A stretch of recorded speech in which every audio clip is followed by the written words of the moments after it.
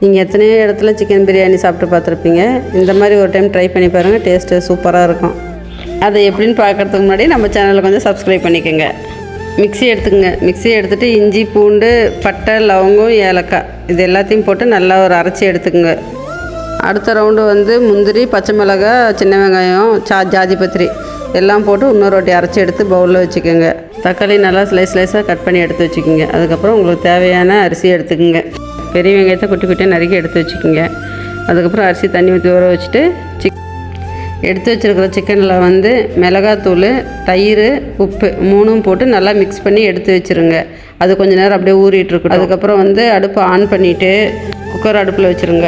எண்ணெய் ஊற்றிக்கோங்க. அதுக்கப்புறம் கண்டிப்பாக தேங்காய் எண்ணெய் கொஞ்சம் ஊற்றிக்கோங்க. குக்கரில் எண்ணெயில் கல்பாசி, பிரியாணி எல்லாம், 2 பச்சை மிளகாய் எல்லாம் போட்டு நல்லா வதக்கிட்டு இஞ்சி பூண்டு பேஸ்ட்டு, அந்த சின்ன வெங்காயம் அரைச்ச பேஸ்ட்டு எல்லாம் போட்டு நல்லா வதக்கி எடுத்துருங்க. நல்லா பச்சை ஸ்மெல் போகிற வரைக்கும் நல்லா வதக்கி எடுத்துகிட்டு தக்காளி எல்லாம் நல்லா போட்டு வதக்கி எடுத்துக்கோங்க. புதினா தலை, மல்லித்தலை எல்லாம் போட்டு நல்லா வதக்கி அதுக்கப்புறம் தேவையான அளவு கல்லுப்பு போட்டுக்கோங்க. கல்லுப்பு போட்டு நல்லா மிக்ஸ் பண்ணி விடுங்க. அதுக்கப்புறம் லெமன் புளிஞ்சு விட்டுக்கோங்க. ஒரு அரை லெமன் மட்டும் புளிஞ்சு விட்டுக்கோங்க போதும். அதுக்கப்புறம் பிரியாணி மசாலா ஒரு 1½ ஸ்பூனு அதிலே கரெக்டாக போட்டு விட்ருங்க. அதிலே போட்டு விட்டு தயிர் தேவையான அளவு ஒரு தயிர் கொஞ்சம் ஊற்றிங்க. ஏற்கனவே தயிர் சிக்கனில் போட்டுருக்குறோம், அதனால் ஒரு அளவு போடுங்க போதும். அதுக்கப்புறம் அதை நல்லா கிளறி விடுங்க. நல்லா கிளறி விட்டதுக்கப்புறம் பச்சை ஸ்மெல் எல்லாத்துலேயும் நல்லா போனதுக்கப்புறம் சிக்கன் எடுத்து அதில் போடுங்க. ஊற வச்ச சிக்கன் எடுத்து பிரியாணி மசாலாவில் போடுங்க. சிக்கன் நல்லா வதங்கட்டும். சிக்கன் நல்லா வதக்கி விடுங்க.